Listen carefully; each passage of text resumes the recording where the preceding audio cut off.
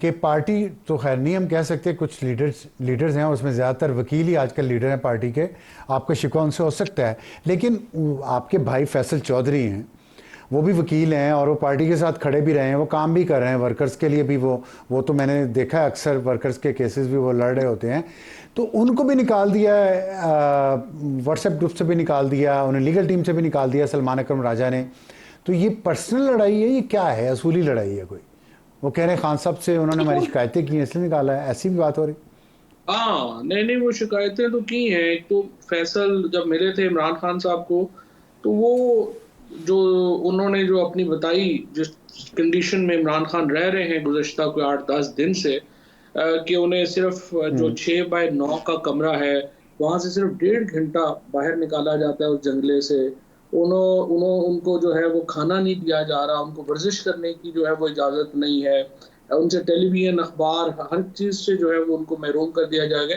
और खान साहब 3 हफ्तों में, ये फैसल से उनकी दूसरा आदमी था जो उनको मिला है। तो आप अंदाज़ा लगा लें इस कदर इनह्यूमन हालात में इमरान खान को रखा गया। तो फैसल का जो लड़ाई हो गई उसकी इस बात के ऊपर कि आप लोग मिल के आए हैं, तो बजाय इसके कि आप इमरान खान की सेहत के ऊपर और उनको सहूलियात के ऊपर पिटीशन फाइल करते, आप जो है वो तरमीम खेल रहे हैं।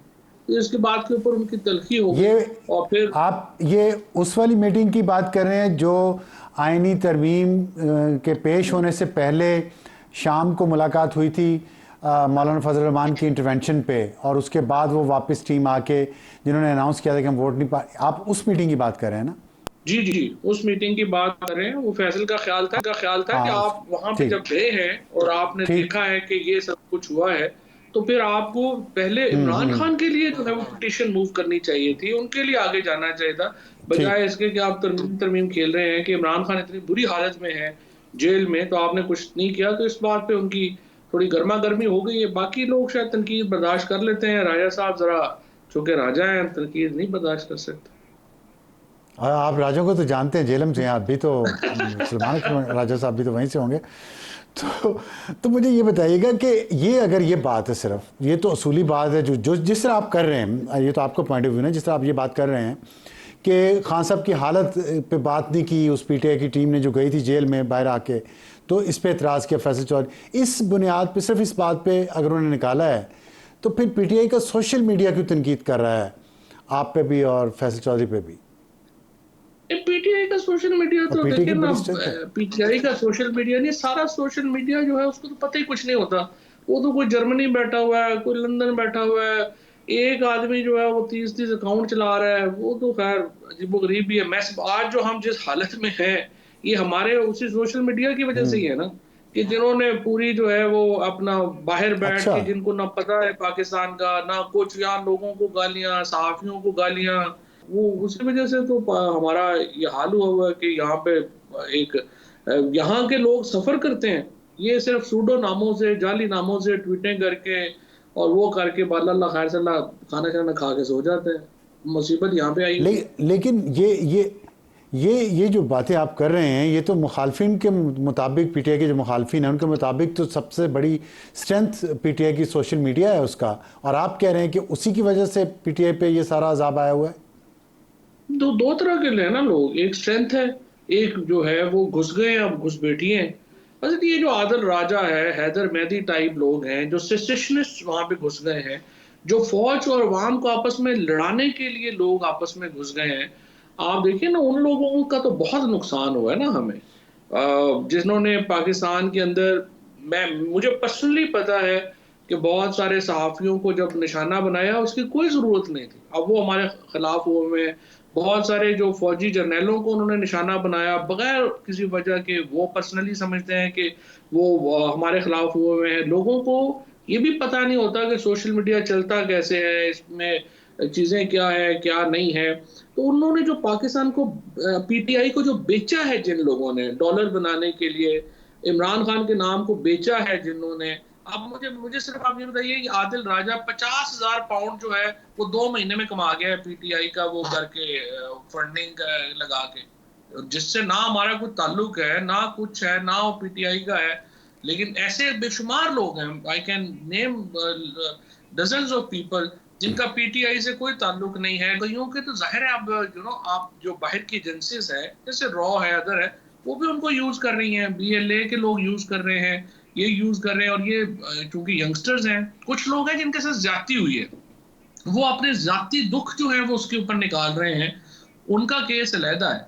कुछ हैं जो सिर्फ इस पीटीआई को और इनको बेच के पैसे बना रहे हैं।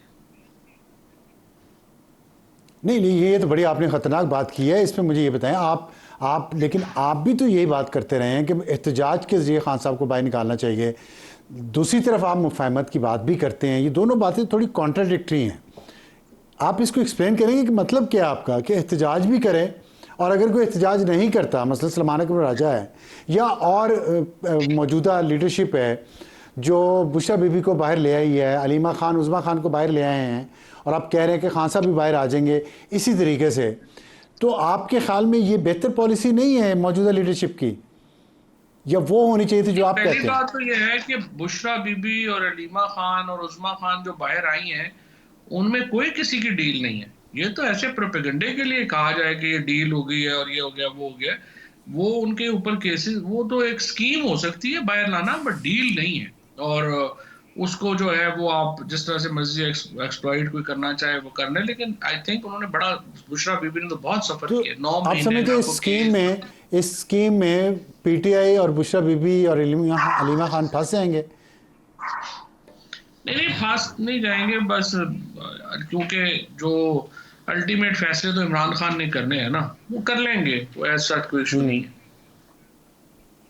तो फिर आपसे जो सवाल वही है कि आप चाहते, आप का जो मौक़िफ़ है, नहीं मुफाहमत के ज़रिए रास्ता निकालना है या एहतजाज के ज़रिए? नहीं, देखिए, मुफाहमत तो जरूर होनी चाहिए, और मैं आपसे पहले भी मैंने आपके प्रोग्राम में कहा था कि पाकिस्तान का हल जो है वो तो ग्रैंड पॉलिटिकल डायलॉग के अंदर है, और उसमें हम बैठ के कुछ टेक ऑल नहीं होता, ना गवर्नमेंट के पास टेक ऑल होगा, ना ही पीटीआई के पास ये ऑप्शन है कि वो टेक ऑल करें। ये तो आपको कुछ असूल ही बनाने होंगे, और अल्टीमेटली हमने इलेक्शंस की तरफ ही जो है वो जाना होगा। लेकिन उससे पहले जो प्रॉब्लम, जो जो चीज पॉइंट आउट मैं करता रहा हूँ और अब भी कर रहा हूँ, कि एहतजाज का ये तरीका नहीं है कि आप सुबह जैसे लोगों को कहेंगे जी आके चॉकलेट ले जाओ और चौक पे खड़े हो जाओ, और लोग जो है वो बेचारे जो नीचे वाले वर्कर है उसको आप ऑर्डर के तौर पे इस्तेमाल कर लें और ऊपर वाले जो है कुछ ना करें। तरीका होता है। मैं 9 फरवरी को जब आपने कॉल नहीं दी एहतजाज की, वो बहुत बड़ी गलती थी पीटीआई की लीडरशिप की। अब आप जब अलायंस नहीं बना पा रहे और अलायंस के बगैर आप रोज अपने लोगों को कह देते हैं कि आके कर लें, तो वो भी बहुत बड़ी गलती है। तो देखिए ना, आपने एक बैलेंस, आपने एक पॉलिटिक्स में टाइमिंग इंपॉर्टेंट है, आपकी स्ट्रेटजी इंपॉर्टेंट है। हम लोग को बंदूकें लेके तो नहीं ना मारगला के पहाड़ों पे चढ़ सकते, हमें तो स्पेस क्रिएट करनी है। स्पेस क्रिएट करने के लिए आपको हिकमत अमली चाहिए, उसमें मीडिया की हिकमत अमली भी शामिल है, उसमें बाकी हिकमत अमली भी शामिल है, और उसको लेके आगे चलना होगा। अच्छा, लेकिन जो पीटीआई के यंग वर्कर्स हैं, यंग और जज्बाती वर्कर्स जो हैं, उनका ख्याल है कि लीडरशिप की तो ज़रूरत ही नहीं है, और वर्कर्स खुद ही सड़कों पे आ रहा है, वो खुद ही कह रहा है हमने एहतजाज करना है, हमारे और ख़ान के दरमियान में कोई और लीडर नहीं है। तो इस तरह की सूरत हाल में कैसे आ गई एक सियासी जमात? क्या वो वर्कर्स के हाथों यरगमाल हो गई है, या इस द अदर वे राउंड? क्योंकि जो मिडिल लीडरशिप है खान के और वर्कर्स के दरमियान, वो एग्जिस्ट नहीं कर रही इस वक्त, या उसकी बात का वो असर तो नहीं है। इससे नुकसान हुआ या फ़ायदा हुआ है? नहीं, ये तो देखिए ना, बहुत नुकसान है ना। यही तो पाकिस्तान का अलमिया है कि पाकिस्तान में पॉलिटिकल पार्टी तो है ही नहीं ना, पाकिस्तान में तो शख्सियात हैं, और पीटीआई तो अब इफेक्टिवली चली गई है प्रेसिडेंशियल फॉर्म ऑफ गवर्नमेंट में। यहाँ पे इमरान खान है और लोग हैं। अच्छा, लेकिन ये जो अभी तक आप समझें कि अकेला एहतजाज नहीं हो सका या नहीं हो रहा ना, उसमें एक वजह भी यही है, क्योंकि जैसे बांग्लादेश में अगर आप, बहुत सारे लोग मिसाल देते हैं, लेकिन वो उसको कन्वीनियंटली इग्नोर कर देते हैं कि बांग्लादेश में स्टूडेंट्स यूनियन ऊपर से लेके नीचे तक मौजूद थी, उनकी बड़ी स्ट्रांग ऑर्गेनाइजेशन मौजूद थी, और वो लोग जो है वो निकल आए। पाकिस्तान के अंदर प्रॉब्लम यह है कि तंजीम के बगैर, ये अफसार साहब एक्चुअली खतरा है, अगर तंजीम के बगैर एहतजाज हुआ तो ये खैबर पख्तूनख्वा में और बलूचिस्तान में अल्ट्रा नेशनलिस्ट उसका फायदा उठाएंगे, पंजाब में एक्सट्रीमिस्ट पार्टियां उसका फायदा उठाएंगी। क्योंकि पंजाब में जो पीएमएलएन फारग हो गई है मुकम्मल तौर पे, उसका बड़ा नुकसान हुआ है कि अब उसको रिप्लेस कर रहे हैं मजहबी शिद्दत पसंद। और अनफॉर्चुनेटली इस वक्त पंजाब बैलेंस आउट हो चुका है। और अगर पीएमएलएन ने अपनी पॉलिटिक्स को रिव्यू ना किया तो इसका भी बड़ा नुकसान होगा। और बगैर तंजीम के अगर एहतजाज शुरू हो गया तो फिर देखिए उसको ना वो रोक सकता है, ना वो किसी के कंट्रोल में है, और उसका फायदा भी पीटीआई को कोई नहीं होना।